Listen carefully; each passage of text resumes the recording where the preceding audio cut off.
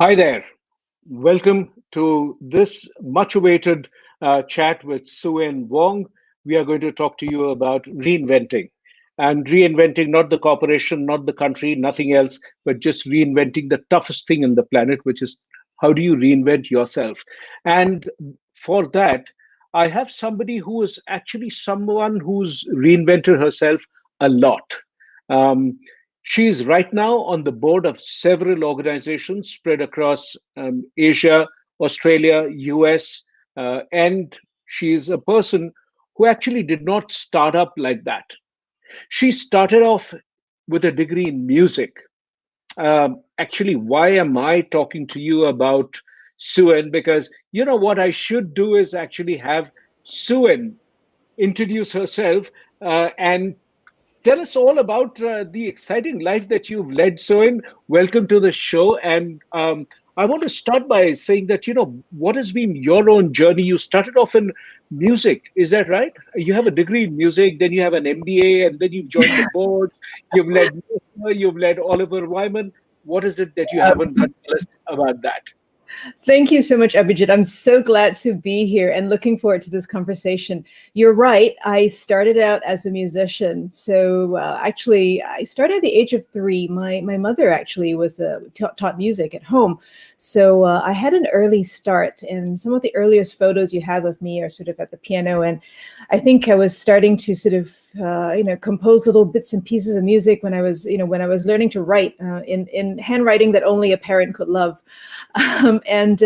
My first chapter, if you think about it, was really in the performing arts and music, and I actually studied and got a degree in piano performance, but did a bit of conducting along the way. But one of the things that was quite interesting was actually I thought, well, I'm curious about other things, so I ended up combining it with a degree in computer science as well.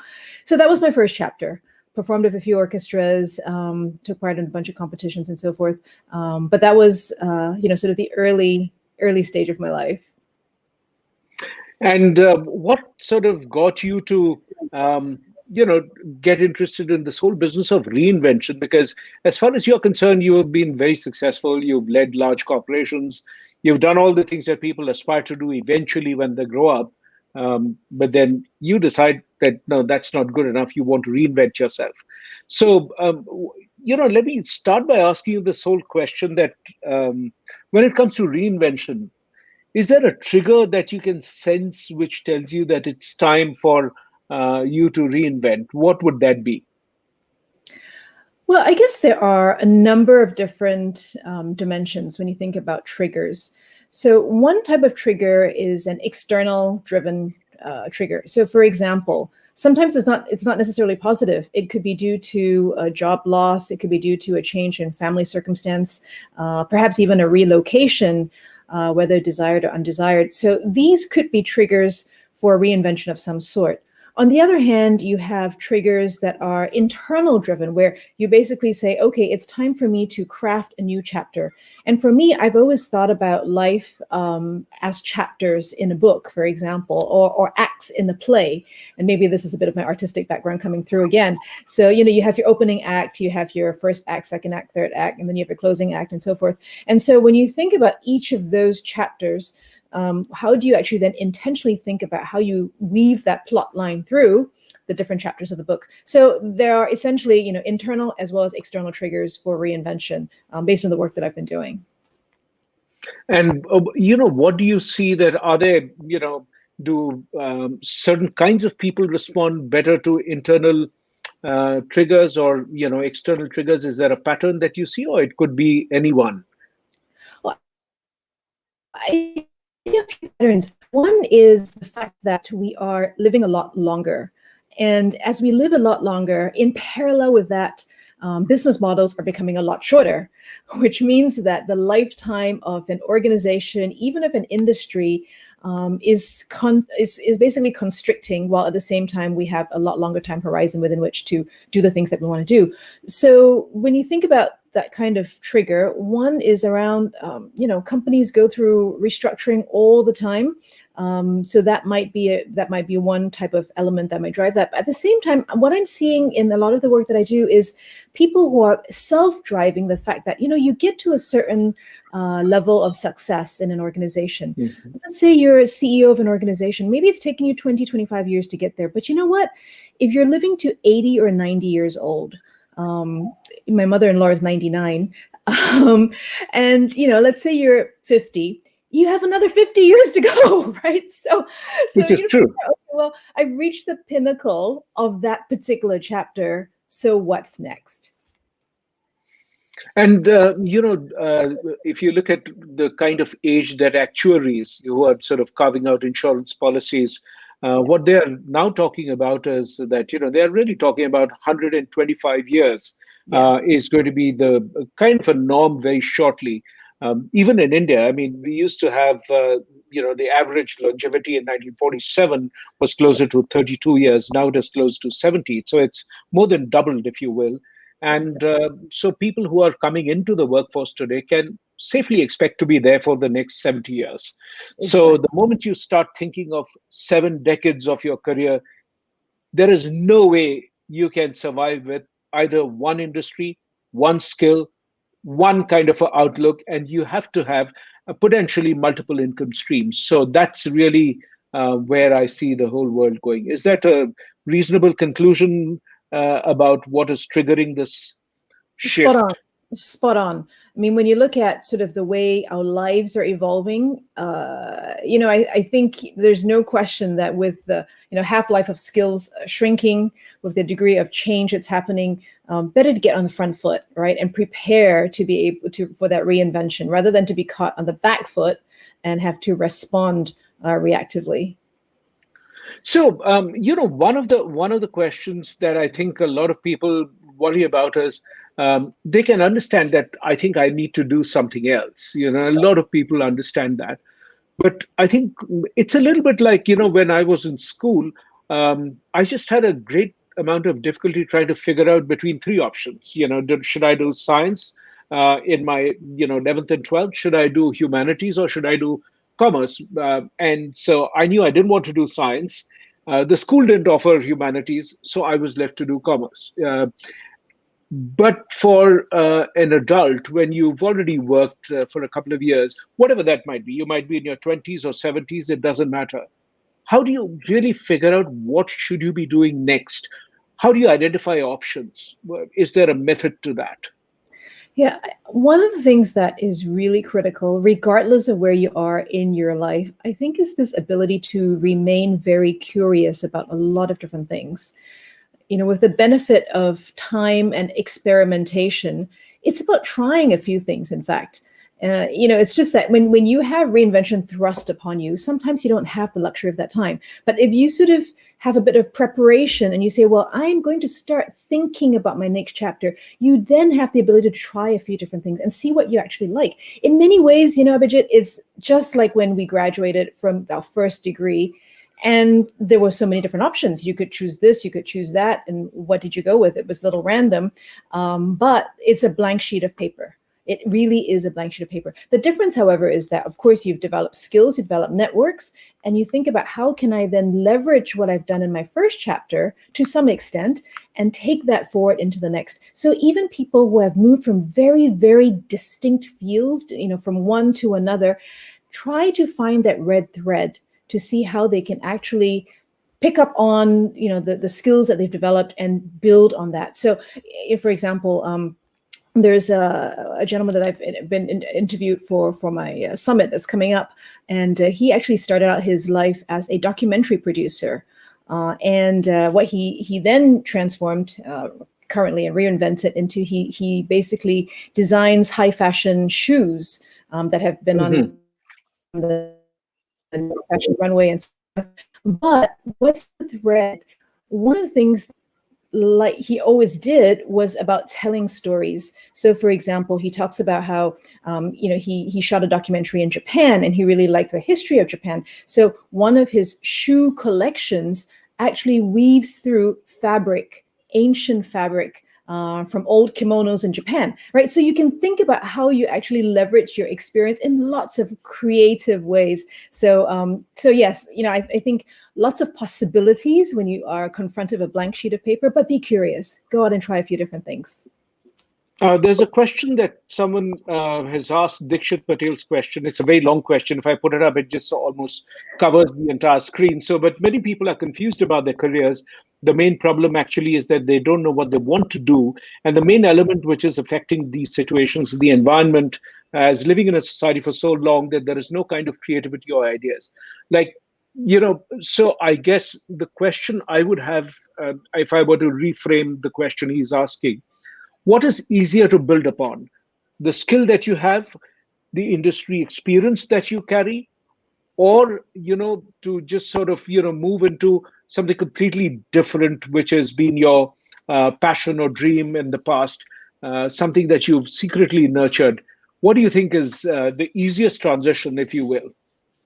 Well, that is such a great question. And I just want to say, is it the easiest transition or is it the best transition? And those may be two different things.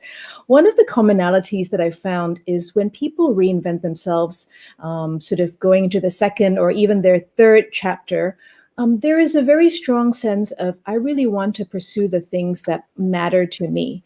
And what matters to me, it could be, perhaps it could be in the philanthropy area. It could be in terms of a passion that was foregone.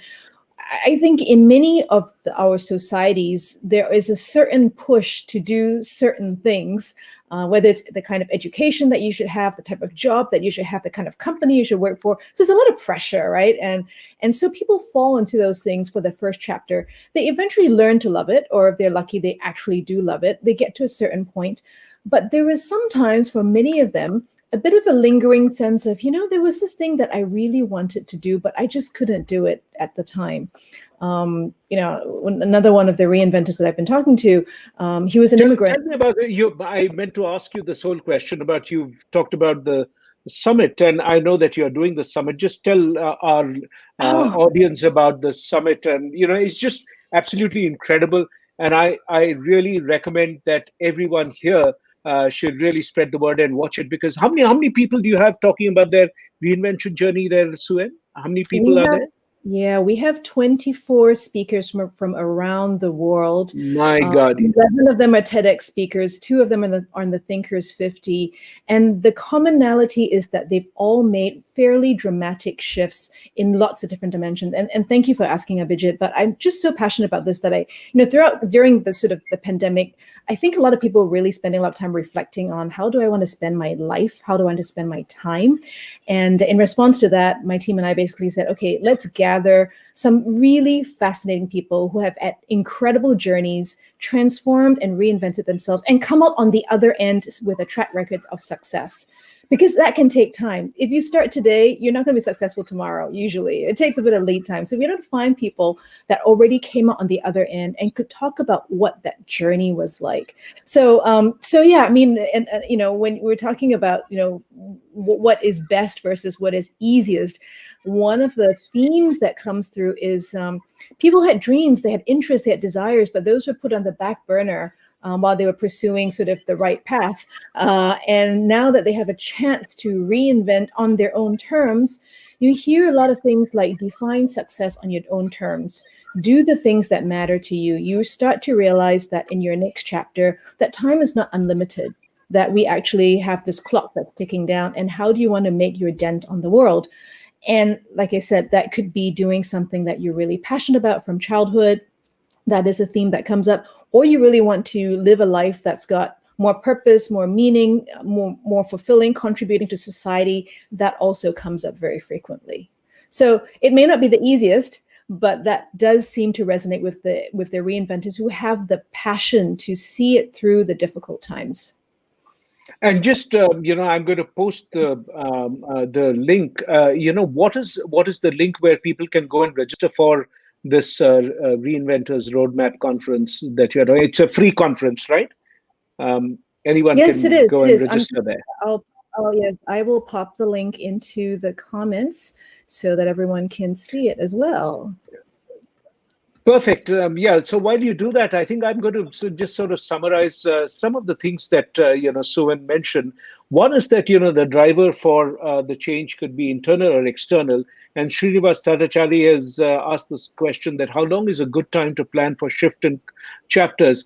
I My answer to that would be that I would say the bigger the jump, which means if it's an adjacent area, if you're in human resources already and you're moving from, let's say, compensation into learning and development or hiring, it's a relatively shorter jump. There is a overlap. You're in the same department, you're doing it. It's infinitely easier, and the time to plan that out might be, much shorter. But if you're jumping across completely unrelated areas where your skills are different, the industry is different, it needs a lot more nurturing. So I would sort of think that it's a much longer journey that you're talking about. So, and would you think that that's a appropriate response? How would you say that? Yeah, I think there is a bit of a common theme where people who are intentional about their reinvention do tend to put a lot of time into preparing the groundwork for that. And sometimes that groundwork is sort of in parallel on the back burner for years, right? They're preparing because, you know, for somebody particularly who's at the top of their profession, Mm. maybe like you said in HR, you're a CHRO, you're a CEO, you're in finance, you're in accounting, whatever it is. You didn't get there overnight. It took you some number of years to get there, right? So similarly Sure. in reinventing, you start from a clean sheet of paper, you start from scratch, you start from ground zero. And so what does help is having that lead time to build up that groundwork. It can be sort of done in your part-time, to be very contemporary these days would be do it as a side hustle or as a gig for a while, get that experience, get that exposure, build up your portfolio of skills in that space. Having said that, like you said, there are some jumps that are further and some jumps that are nearer. Nevertheless, most jumps do require some form of reskilling, learning new skills, and most jumps do require some form of an enhancement or complementary networks. We can have a whole conversation about networks, but we get pretty good at building networks in the space that we're focused on. But when you're making a jump, that very often necessitates moving into a different space as well. Oh, I think that's a brilliant point that you're saying that it's not good enough. So yes, you can manage the skills that you pick up. You can choose the industry that you're there, that you're going to go into, which is your aspired next move. But until you have a certain amount of relationships already built in, and a network which is going to let you into that particular industry, it becomes that much tougher. It's not to say that there are no examples of somebody who has gone and broken into a new field without any network altogether, but it's infinitely tougher to do that. And it's infinitely easier when people are saying, oh, hey, listen, you're welcome to come in and work with me. So yes, I think that's a very valid question. And, In any of the just on that point, Abhijit, I'm so sorry to interrupt. Several of the reinventors did have to build their networks from scratch. And it's just a question of when you start doing that. If you start doing that at the very end of one chapter, obviously your runway is going to need to be a little bit longer. If you start building again from scratch, but with a little bit more lead time, perhaps in parallel with whatever it is that you're still doing, then it tends to be a little bit of a smoother transition. Vatsala has an interesting question. If change is the only thing that is always happening there, we've done it from our childhood. Shouldn't we have gotten better at it? And why is it such a challenge? And there is a related question. I would say Ashwin Raja has asked this question: that how do you find that passion? How do you know it's strong enough for you to pursue this, to a much larger extent. Have any of the people in your reinvention summit, have they talked about this at all? So there are some, as I was starting to say, who go back sort of unrequited passions, right? So they had interests from a young age that just was, that they weren't able to truly fulfill. So they went back to some of those interests and uncovered them. For example, Peter's actually was a motor car racer, automotive racer. So he used to race cars, but along the way he ended up getting a career in IT, becoming a partner at Accenture, and so developing a Wow. very, very different career. But then his reinvention involved going back into automotive and driving, because he really loved driving. So how do you bring your business skills plus driving? And now he basically runs customized driving experiences in very exotic and beautiful parts of the world. So sometimes it is about going back to interests that we might have had, but weren't able to pursue for one reason or another. But the other thing I would say is, back to the point about curiosity and trying a lot of things, I think the best, from my experience, the best way to discover our passions is to live a very rich and whole life, and get involved in different communities, get involved in different activities. For myself, even when I started on my board journey, I didn't know whether I would like it or not. I had no idea, because it's new, right? And I was entirely prepared for the fact that I might love it or I might really not like it. But, how was I to know until I gave it a try? So Sure. I do think that experimentation and just living a life that's got lots of these different components helps us understand ourselves better, and helps us understand how we want to, make a contribution to the world at large. So I would say, yeah, try a few different things. Um, I would sort of, think that it's a lot like saying, we tell organizations be comfortable with failure. I think when it comes to individuals, you got to sort of say that you have to be comfortable not liking something and walking away and working towards building something. That's the first thing. The second piece that, there are a whole lot of comments and questions about passion. My belief is until you start to get good at it, don't expect to find something passionate. It's pretty likely that, you've looked at, so I see someone playing a particular sport, and I see that guy at the top of the game, and I say, oh my God, I want to be that person. We forget that there's been years of practicing, and where the person couldn't hit the hoop straight Yep. before the person became an NBA player. There's a whole lot of that. So expect to build your skill to a certain degree before you really look for passion. I think that's the sequence is wrong. I mean, you can't sort of really say that I'm going to be passionate and I will build my skill. No, the world is not going to be Yeah. so kind to you. And I think the other point that I would just add to what you were saying is, you got to stick with it for long enough. I mean, there may be some situations when you figure out, okay, you this is just not working. That's fine. But use a sports analogy. I come back to sort of a music analogy. When a kid starts learning an instrument, it's pretty painful, right, for the Yeah, parents and for everybody else around, right. because Everybody, yes. yeah, because they are trying to figure it out. It really doesn't sound good, especially if it's something like the trumpet or something like that, right? So Or, he's or violin. Violin yeah, sounds like you stepped on a puppy dog's tail. Yes. exactly. So you start, and after a week it still sounds terrible. After a month, honestly, it still sounds terrible. After a year, okay, you're getting a little bit better, but you got to stick with it long enough, and then 5 years later, 2 years later, 10 years later, then you go, hey, actually, this is what worked. But you have to stick with it for long enough, which is why reinvention is a process. I think one of the misnomers is sort of to think that, just because we've achieved success in a particular field, that we can just flip the switch and reinvent automatically into the next thing that we're moving into. I think that's really a myth that ought to be debunked, because if you're truly reinventing yourself, there's just a lot to learn. And when you look at some of the people who you've spoken to, give me an example of the one where you think is like, if the person told you this is what I want to do, um, you would have said, no way is that even possible. I mean, which was this really impossible thing that you would talk about amongst your the speakers, and where it has happened, and the person has done this. Tell us about that. I mean, there are several, but I'll just use one example. Carl. Carl is an American gentleman.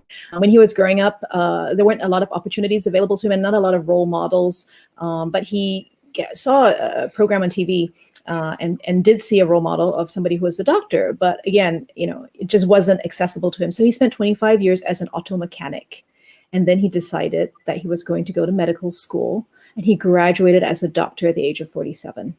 So, I everything is possible, right? I mean, when you think about, how do you actually, but you have to want it enough, right? You have to want it enough. Could he have continued as an auto mechanic? I mean, his business was doing well. Yeah. He certainly could have. And I think it's true for everyone who's reached a certain level of success. The default is to continue doing what we're doing. That is actually the easiest, the path of least resistance in many ways, right? But if you think about sort of how that plays out over time, how do you remain relevant? How do you sort of, in my case, how do you keep yourself entertained over that long 70-year period that you were talking about earlier, Abhijit? Hey, I was trying to paste the thing into the comments, and I'm just not figuring out how to do that. So I put it in private. It's fine. You could. We'll get that going. We can add the link later. But one of the things I think I would say is this example is obviously it's one of the most incredible examples, and I kind of wrote about it briefly this morning in the newsletter that I do, on LinkedIn, and I thought that somebody who spent years together as a car mechanic, decides one day that, I want to be a doctor. And what struck me as the most inspirational, somebody said, oh, you want to be a doctor now? It's going to take you 9 years. And this person says, well, any case, I'm going to spend 9 years of my life any which way. At the end of 9 years, in this case, I'm going to reach my destination. I just thought it's such an incredible way to think about it, because that's really what eventually gets going. You have to want it badly enough. Are there? So there was a question that Sachin Dev Thongam had asked, and he said that there are some people who want to do some things, but there are family responsibilities and various things that hold you back.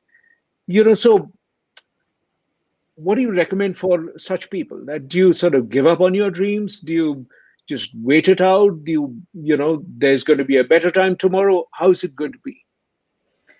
Yes, that's a really great question. I think when you're reinventing from one thing to another, you need to think about how you have the right support infrastructure. So many of the reinventors talked about how important it was to make these decisions in combination with their family, for example, and to have a supportive environment where you can do that.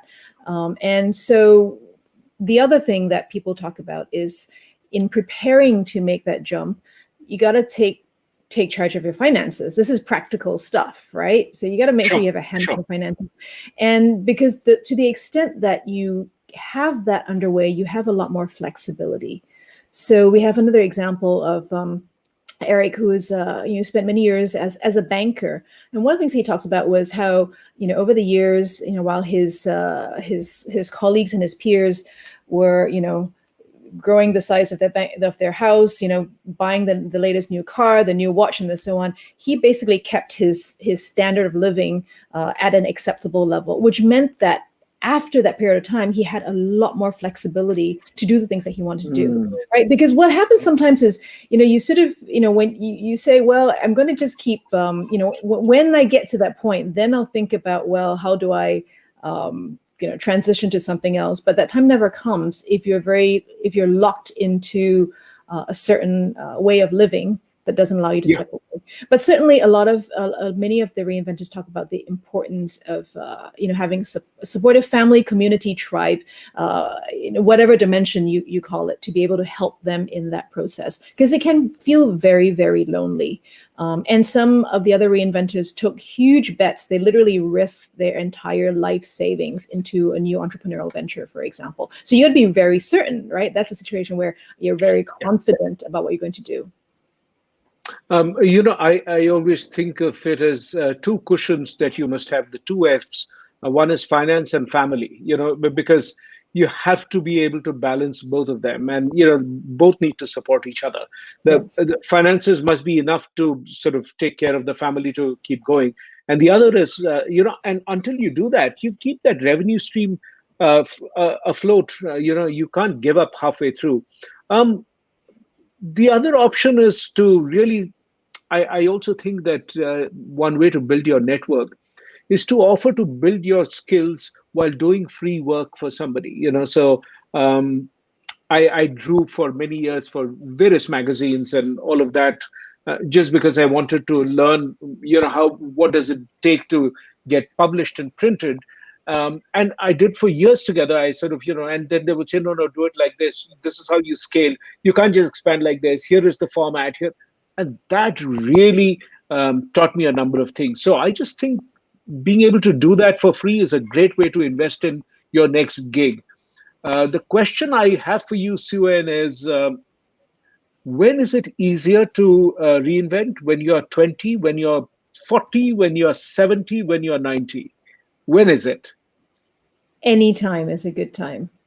The oldest reinventor that I'm interviewing for the summit is 73 years old, and he's not done reinventing himself. So anytime is a good time.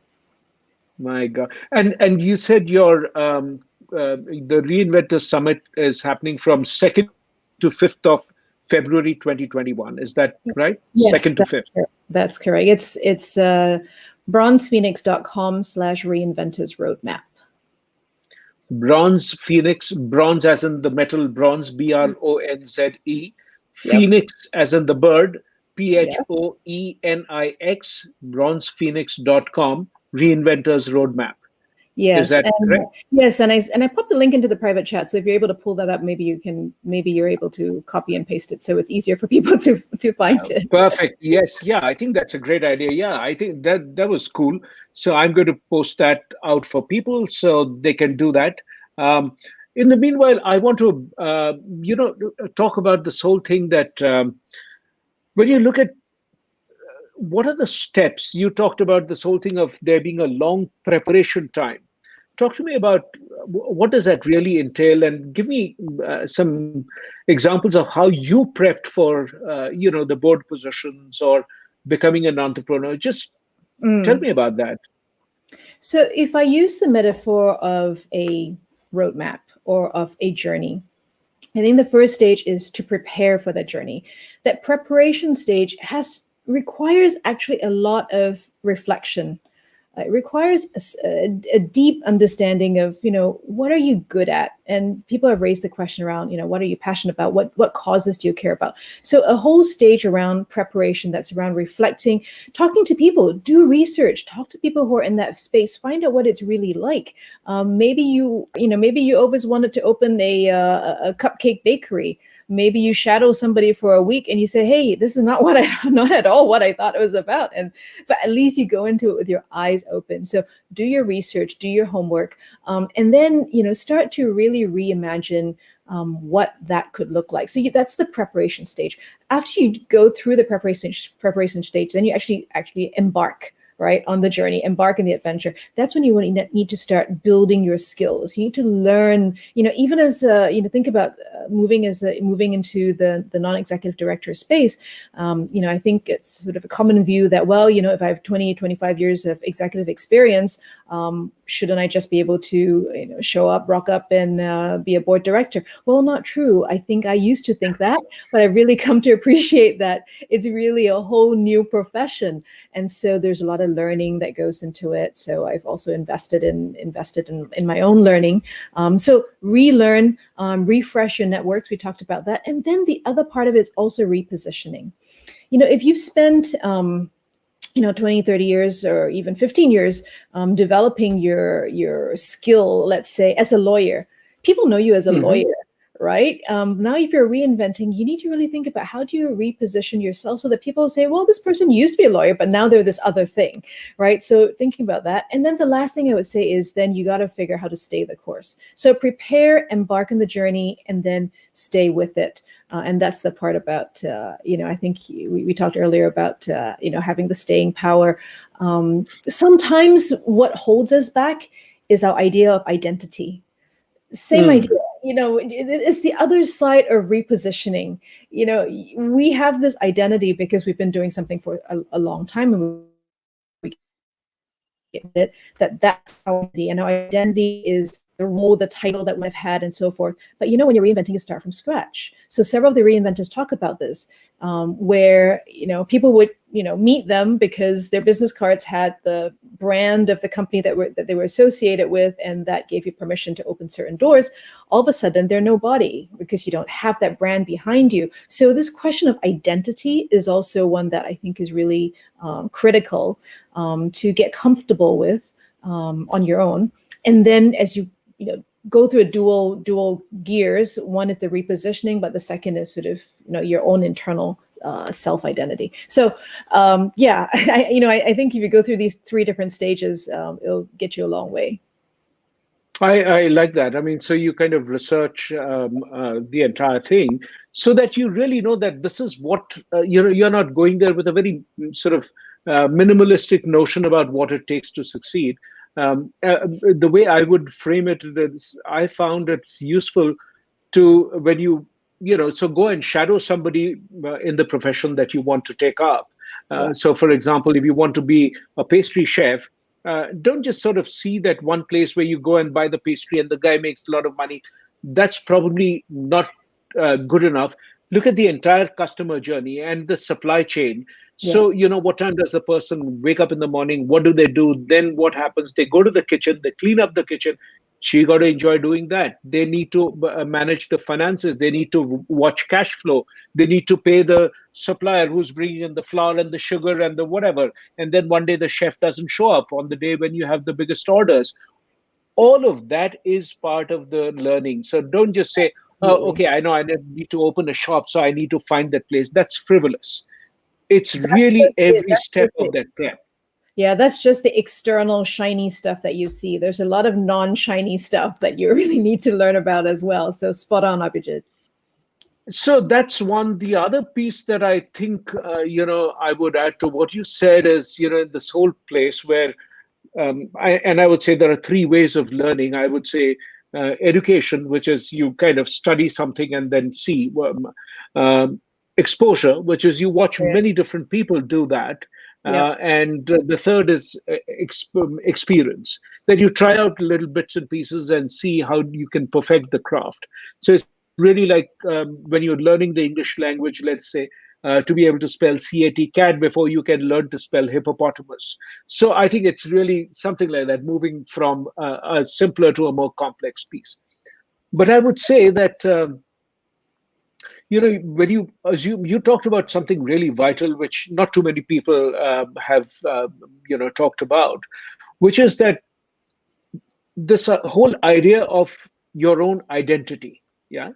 And this whole identity that you mentioned is a vital reason why people struggle, because, I have seen myself as the CEO of a company which I used to have, and I have 4,000 people who are at my beck and call. And now, as a freelancer, I need to show up and sort of do something. So you got to put your ego on the side and get there. So that's certainly the identity part of it. But I also want to know about, how do you build the brand for the new identity? What is the method of doing that? Yeah. Before we get into that, and I just wanted to share something while I have it fresh in my mind. I think it's really important to also to look for mentors and for people that can help you along the way. One of the things that, as you go along, you actually realize that there are a lot of other people who have journeyed down this path, but invest in yourself by reaching out to people who can help you, so that you don't have to do it all on your own. So, I think, as you learn, you get the experience and so forth, but find people, find coaches, find mentors, find people that can actually help you craft. Because when you look at it from our own view, sometimes it's very narrow. You actually need an external perspective, someone who can actually give you, number one, the benefit of experience, but number two, just basically being that sort of sparring partner. You would do the same for any business issue. You would look for sparring partners. So why not also, when you're thinking about reinventing your life, get sparring partners who can help you with that? And equally important is building that community and that tribe around you. because in the difficult times, you need people who are going to help you along the way, who can give you suggestions and so forth. So I just and there a really cool dimension. Every single one of these reinventors basically pointed to how, it was really important to have those sources of support to help them through the difficult times in particular. So back to your point around branding and positioning. Well, I think it really depends on what you're moving into, because the permutations are quite vast. If you're going to be a doctor, that obviously looks quite different than if you're going to become move into academia, for example. So I think one of the things that becomes quite important is to really look at, okay, well, how do I want to start positioning myself in that space? Abhijit, you're a great example in terms of all the writing that you do, sharing thought leadership, if that is that kind of space. But, it could look very different for somebody that's moving into, fashion or acting. But the point is you need to get out there so that people know about it. It's great that you are doing it, but you got to let people know as well. Yeah, so I would, there's a great suggestion that came from Abhishek, who says that when switching to a new path, I found it best to ask current practitioners what they dislike the most. And it helps to have a plan how to handle those parts, which are the non-shiny parts, if you will. And I also think that, another element is that to work with a transition coach and a mentor who can guide you through that whole process, because sometimes when you switch from um, one field to another, either you're learning a new skill, you want to work with a mentor, or you are switching industries, you certainly want to work with a mentor, or you're sort of moving from, let's say, an individual contributor role to being a people manager or running a SBU. Yeah. Any of these transitions, a transition essentially is like that trapeze act where you let go of one swing, which is coming down, and you sort of getting onto another swing, which is hopefully going up. But there's that little time in between when you're neither here nor there. Yeah. So that is really the place where it does make a difference to sort of do that. Surajit And, also sort of put. and throughout my entire life, I have my professional life, I found it really critical to have mentors. It doesn't, even if you're not trying to have such a dramatic reinvention, perhaps you're working in a particular industry, you have no plans to leave the industry, but maybe you're trying to think about how do I move from finance into a business role? Or how do I move from HR into, from one sub-function to another sub-function? Working with mentors and coaches who can guide you along the way, I've just found to be so helpful from my personal experience. What, in your definition, is a great, is the sign of a great mentor? Well, I think somebody who has walked that path before and who is willing to give you very honest advice and input. And it's somebody who, so even as I think about sort of when I was first starting my board career, I didn't know anything. You have to sort of admit to yourself that you don't know anything and that there's a lot to learn. And then, of course, over time, you get better at it. And hopefully over time, then you become mentors for others as well. But yeah, seeking out people who have been down that path and who have seen enough of the variety of situations to be able to help you connect the dots. That's really been critical for me. How do you, get the courage to walk away from success? Things are going well and you're already on the board, and what makes you want to give it up and then become an entrepreneur or an academic? In your case, you've done both after this. I mean, how many, it's really like saying that um, when I started my career, I used to think of career as a step. It's like different steps. You just simply climb up one from the other, Yeah. or you think of it like a ladder. You just go up one rung or the other. In reality, careers are extremely fuzzy. They are messy. There are false turns. There are Yeah. pathways. It's more like a maze. How do you build the courage to walk away from things when they are going well? Well, you see, this then depends on what your definition of success is.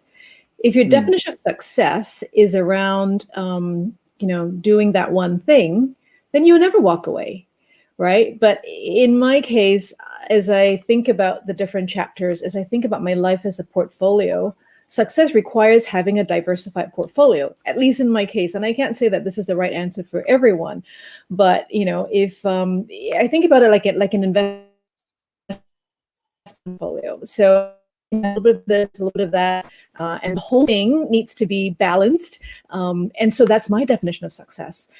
So if that is my definition, then it becomes very, very obvious that just doing that one particular thing is not going to help me lead to that diversification of a portfolio, right? So it really comes down to, how do you define success? And I think one of the common themes, again, is to have your own definition of success, however that may be. And the other part of it, I would say, is that I should also add that definition of success is, by the way, not only measured in career terms, professional terms, right? There's the professional, there's the personal, there's the contribution to society, all those different things. When you put all of that together and you say, my definition of success is to contribute in a number of different ways, then you start to say, well, how am I going to fill in all those different gaps? And that's how I've built the way that's how I choose to spend my time, which is why for me it's not difficult to walk away as such, as you put it. Yeah. We have a lovely comment from Namrata, who says, I think the definition of success should also change in the minds of people. Success can also mean being a homemaker as well, and not necessarily something Absolutely. that generates money. So it doesn't have to be Absolutely. like that. I mean, so I just like the way that you can define success in terms of the stakeholders, if you will. Stakeholder could be just me. Stakeholder Yep. could be my family. Yep. Stakeholder could be the society that I'm sort of looking to give back. There's a question. And it can change over time. That definition can and probably should change over time. So that was my point about. Can change over time or should change over time? Which of the two? I think it can and it should, because first of all, I think the world is changing around us. So as you think about how different things are shifting and how priorities, I think, do change. As you think about the balance between family, contribution, learning, growth, earning, right? All these different factors. You have to balance all of them. And as I said earlier, it really isn't only about looking at it in a professional domain. One of the reinventors talked about how if they had a particular regret, it was that in the process of building up some of the early chapters, didn't spend enough time on family. So, that's a reflection in hindsight, right? So if you define your success as having these different facets, then you will make very different decisions around how you choose to spend your time. And there was a question from Joshua Jacob, who asked, how do you plan transitions in an ever evolving, rapidly changing world?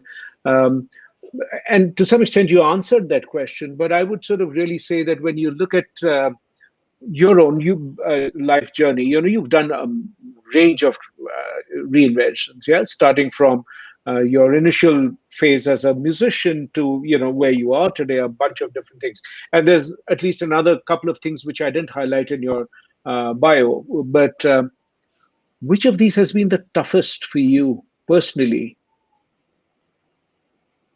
I guess when I sort of reflect and I look back at it, it's been about building it brick by brick.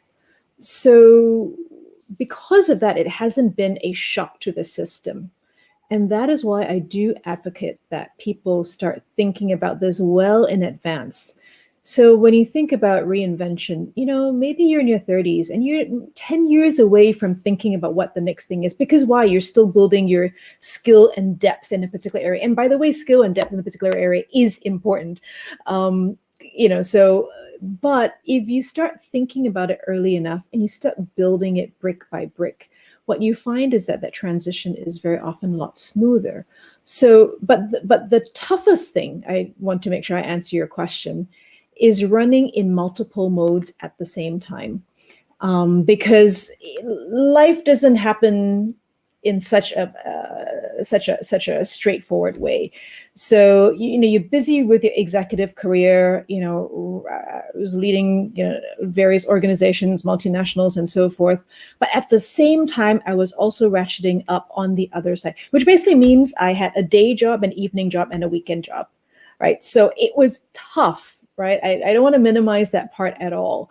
And what was tough about it was just even things like the number of hours of sleep I got every night. So, so it was tough. But so that was the most difficult part, to be able to do that. But the on the back end, the rewarding part is, like I said, you've put in that brick by brick so that when you're ready to make the leap or to flip that switch, you're ready.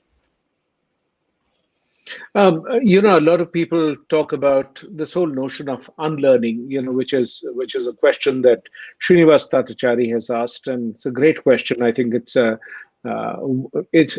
I wish there were more conferences devoted to this whole process of unlearning rather than just make it a slogan. How does one unlearn? What does that whole process look like? Yeah. I think it really starts by having a really open minded approach. I mean, we're human beings. So, as human beings, we tend to have biases that either are through our cultural lens, our experience lens. And so that's kind of how we see the world. And that is true when we think about it from a profession as well. So, when you think about unlearning, a lot of it's, well, let's suspend those assumptions, right? Let's put those assumptions aside and let us actually explore the possibility that there are other realities that are different from ours. And that is where I think a lot of the unlearning happens, right? So that you're not saying that my way, my experience, my framework, my background is the way, right? That becomes quite difficult to unlearn. But you sort of say, okay, well, that's one way, but maybe there are 4 or 5 different other ways. Let me go explore and see what those look like. So yeah, having this great open-mindedness, I think, is absolutely key to unlearning.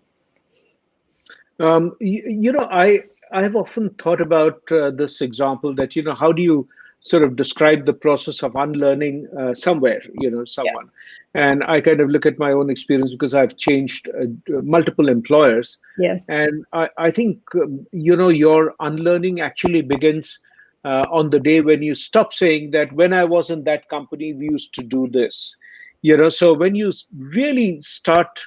Um, leaving the past behind, so your stories stop being of the past, so you kind of and that to me is a sign of stagnation, that Yeah. you're sort of drawing on the same two examples. It's like a lot of times you hear people when they're talking about their life experiences, if all the stories that they share are things which have happened 20 years back, 10 years back, 5 years back, that's the last time they learned something, because when you learn Yeah. something it's a story. Yeah. But this whole thing that if your stories are always of the past and there's nothing which talks about today, what you are working on today and what you are looking at tomorrow for, then I think it's a sign that you probably are not doing a great job of unlearning. So there's a question here from Ashwini Daya who says, why should you reinvent? There's a theory that you could find joy in anything that you do if you mindfully engaged with it. Um, so what Yeah. would you say? I agree. Stuart? Then you I would have definitely still agree been that you could enjoy playing the whatever it is. piano. Yes, I absolutely agree that you could enjoy whatever it is that you're focusing on if that is what gives you joy. I think the challenge really is that as you look at the changing environment, if you look at the way organizations are shifting, if you look at how jobs are changing, to some extent, that may be thrust upon us. So may not have a choice in that matter. So that's point number one. But point number Yeah. two, I think if people have sort of multifaceted aspects about them, and most people do, whether it's as simple as family versus work versus some other hobby or interest, then how do you actually put that amount of time into those areas that give you joy? And what gives you joy might be more than that one thing. So, but I absolutely agree that one should do things that spark joy. Yes. Yeah, I would think that even if there are situations where you're really enjoying what you do, and Yeah. then there is this technology shift which happens, which just completely changes what you do. I mean, good example of that is photography. Yeah. There were people you had to understand camera, lenses, exposure, timing, film speed, ISO, and then there comes this whole thing of called the mobile phone, which everybody carries, this really fancy thing, which has commoditized, a lower level of expertise, Yeah. which people would spend 5, 10 years to figure it out. Today, anyone can pull out a camera and take a reasonably good photograph, and you may not be an amazing photographer. So the bar has to keep going up, and there will be a time when what you did is not going to amaze people anymore because somebody else can do it so well. I mean, Yeah. think about it. You could. I love to do handwritten fonts and calligraphy. Today, you get computerized calligraphy fonts. You can just simply Yeah. download and sort of do that, and it's easy. Yes, there No, is a joy in having that skill. yeah, no, and I also think that, what sparks joy in one person could be very different than somebody else. So back to the point about you define your own success. But your example about photography made me think about sort of my own reality, which is one of the things that I do is I'm a professional speaker on the future of work. And pre-COVID, you would go around and you would sort of basically show up at a venue, you would do your thing, you would go off, and that was it.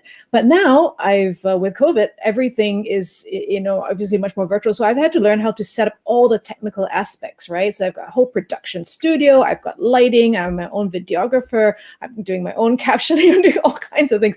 You're doing all the different jobs that previously would have been done by somebody else. But I actually find it kind of fun, and I think this is what it is to be about. Well, if you sort of have an open mind around, just think of it as learning new skills, and those skill requirements change over time. I didn't choose for the pandemic to happen. The pandemic happened, so sometimes it happens to you, but other times it might be again another something that you want to pursue out of your own space. But the just to end up on the point around unlearning, I do think it is actually a really useful exercise, essential exercise even, to put ourselves into uncomfortable situations. Because when we do that, we exercise that muscle. And those uncomfortable situations can be anything from learning a new sport as an adult, that can be very, that can be very difficult. Learning a new language, it could be going to a new environment. It could be hanging out with people that you don't usually hang out with. All of these things make us uncomfortable. But I find that when we are able to overcome that discomfort in one domain, we get a lot better at overcoming the discomfort in another domain. So it's okay Awesome to. question. And I would sort of say that, to your example, you could challenge yourself by learning something cognitive, like a language, or, you get a certification or something. That's a cognitive element, challenges your mind. You also can, expand your capability of building new relationships and new networks and becoming part of many networks, which, it's not just the friends that you grew up with or you've got at work. Beyond that, what kind of people from different socioeconomic Yeah. backgrounds and professions, to consciously build that. And I think that's really one of the ways in which to do it. So, we are coming up, we've got just exactly 2 minutes more for the hour. So, guys, that is the URL that you go to, bronzephoenix.com, Reinventors Roadmap. The program starts on 2nd to 5th February, and I absolutely recommend that you go and register yourself there, and while it is still free, because beyond a point it will not be. So so you might as well get the benefit of listening to this amazing set of speakers, and it's going to be broadcast in different time zones. Am I right? So Yes, just tell us a little more about that. that's right. Broadcast 3 times a day. So regardless of what time zone you're in, it's going to be, there'll be a time that's comfortable for you. You won't have to get up at 3 a.m. in the morning if you're in some particular time zone to watch. So yes, and truly the speakers are all phenomenal individuals. And the fact that they've navigated the reinvention, I think, is that they'll give you tips and insights. So why wouldn't you want to learn from people who walked down this path before? It will shortcut many things. And if you just pick up that 1 or 2 tips that you can then take action upon, I think it'd be well worth your time. Well, that's as best as we can say. And Suyen, thank you so very much for spending your time. It's absolutely phenomenal, and thank you so much for inviting all the listeners, answering their questions and inviting them to join the Reinventors Roadmap. I wish you all success, and I look forward to having another conversation someday pretty soon. Take care. Thank Thank you. you so much. It's been a pleasure. Uh, Thank you so much. is there a place where they can find you if they want to connect? What's your Twitter handle? What's your Yeah, find me on LinkedIn. mail I think address? yeah, LinkedIn is probably the easiest, but I'm on LinkedIn, Facebook, Instagram, Twitter, all the rest. But LinkedIn is probably the most straightforward.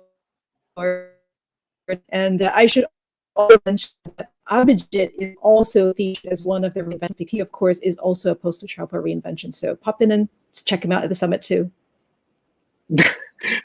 Well, thank you so much for having me there in the summit. Much appreciated. Thank you so much. Bye-bye. Thank you. Bye.